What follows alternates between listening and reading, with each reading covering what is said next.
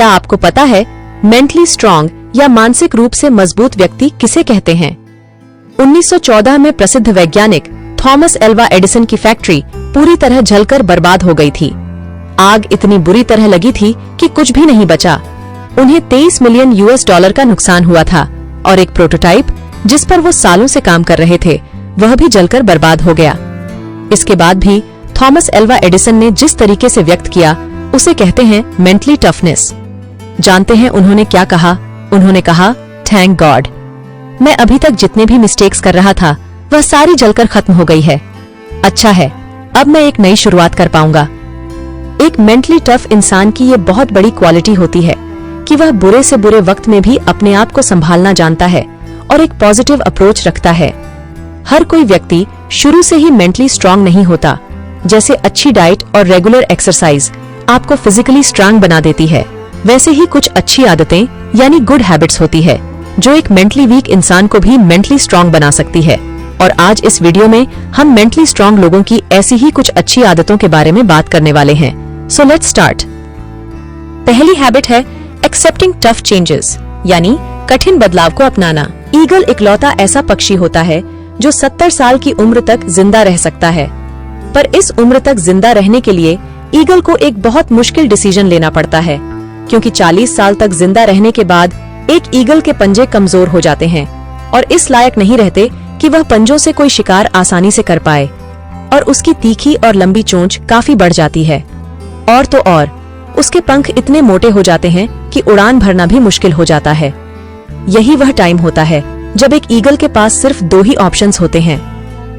पहला, या तो वह इसी तरह मर जाए, दूसरा कि वह बहुत ही पेनफुल चेंज के प्रोसेस को एक्सेप्ट कर लें। एक ईगल की जिंदगी में यह प्रोसेस 150 दिन का होता है और इस प्रोसेस के लिए उस ईगल को किसी पहाड़ की चोटी पर जाकर बैठ जाना होता है और वहां उसे अपनी चोंच को किसी पत्थर पर तब तक मारते रहना होता है जब तक उसकी चोंच टूटकर नीचे ना गिर जाए। नीचे गिर जाने के बाद ईगल को नई चोंच उगने का इंतजार करना पड़ता है। जब नई चोंच उग जाती है तो ईगल उस तीखी और मजबूत चोंच से फिर अपने पंजे उखाड़ देती है और नए पंजे आने का फिर से इंतजार करती है।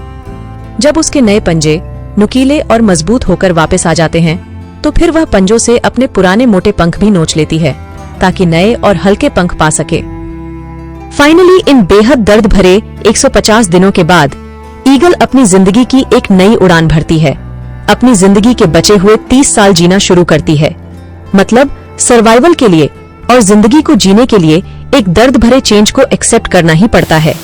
याद रखो, जब बारिश होती है ना तो सारे पक्षी बचने का कोई ना कोई ठिकाना ढूंढते हैं, पर ईगल इकलौता ऐसा पक्षी है जो बारिश से बचने की कोशिश करने के बजाय बादलों के ऊपर उड़ान भरता है।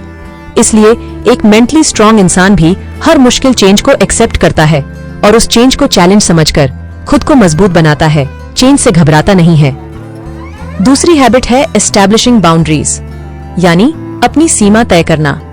याद करो, लास्ट टाइम ऐसा कब हुआ था जब आपको कोई ऐसा काम करना पड़ा हो जिसकी वजह से आपका पूरा शेड्यूल, पूरा प्लान बर्बाद हो गया हो और बाद में आपको रिग्रेट हुआ कि काश आप उस काम को मना कर देते तो शायद आप अपने बाकी के इम्पोर्टेंट काम अच्छी तरह कंप्लीट कर पाते।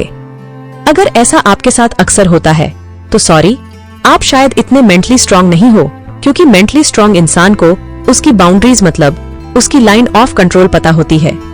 उसको पता होता है कि उसे किस काम के लिए ना बोलना है और किस काम के लिए हाँ, उसे किस काम को कब कितना टाइम देना है। एक मेंटली स्ट्रांग इंसान को यह सब बहुत अच्छी तरह पता होता है। वह अपना या दूसरों का वक्त ना तो खुद खराब करता है ना ही दूसरों को करने देता है। मतलब मेंटली स्ट्रांग इंसान बहुत ज्यादा सिलेक्टिव होता है। अब तीसरी हैबिट है पावर ऑफ सैक्रिफाइस। इस चीज का एक परफेक्ट एग्जाम्पल है विराट कोहली। शुरू में विराट कोहली बहुत बड़े फूडी थे और उन्हें जंक फूड बहुत ज्यादा पसंद था, पर आज उनकी डाइट कुछ ऐसी है कि जंक फूड तो छोड़ो, वह अपनी कॉफी में चीनी तक नहीं पीते। डिसिप्लिन और सैक्रिफाइस उनकी लाइफ का एक मेजर एलिमेंट है। और तो और वे अपने पिता की अंतिम यात्रा में भी शामिल नहीं हो सके, क्योंकि उस दिन उनका एक इम्पोर्टेंट मैच था, बल्कि उसे मैच में उन्होंने सबसे ज्यादा रन बनाए और अपनी पारी अपने पिता को समर्पित की। दोस्तों, कोई भी पर्पस बिना सैक्रिफाइस के पूरा किया ही नहीं जा सकता। चाहे वह सैक्रिफाइस एडिक्शंस का हो, जंक फूड का हो या सोशल लाइफ का। सैक्रिफाइस तो करना ही पड़ता है और मेंटली स्ट्रांग लोग यह सैक्रिफाइस करने से कभी पीछे नहीं हटते। चौथी हैबिट है असफलताओं और गलतियों के लिए तैयार रहना। एलोन मस्क ने एक बार स्पेस एक्स के बारे में कहा था कि I want to be able to make sure to have enough capital to survive at least 3 consecutive failures. यानी हम यह सुनिश्चित करना चाहते हैं कि हमारे पास कम से कम 3 लगातार असफलताओं के बाद भी टिके रहने के लिए पर्याप्त पूंजी हो।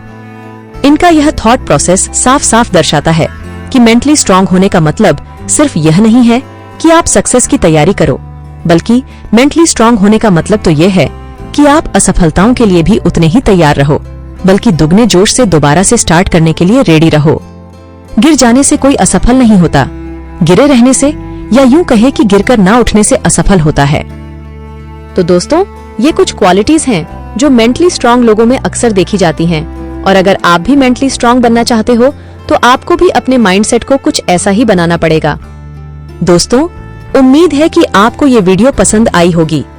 अपने विचार कमेंट में जरूर लिखें ताकि हम और बेहतर कर सकें।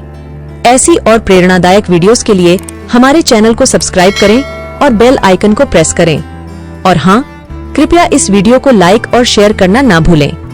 तो फिर मिलेंगे दोस्तों अगली वीडियो के साथ। धन्यवाद।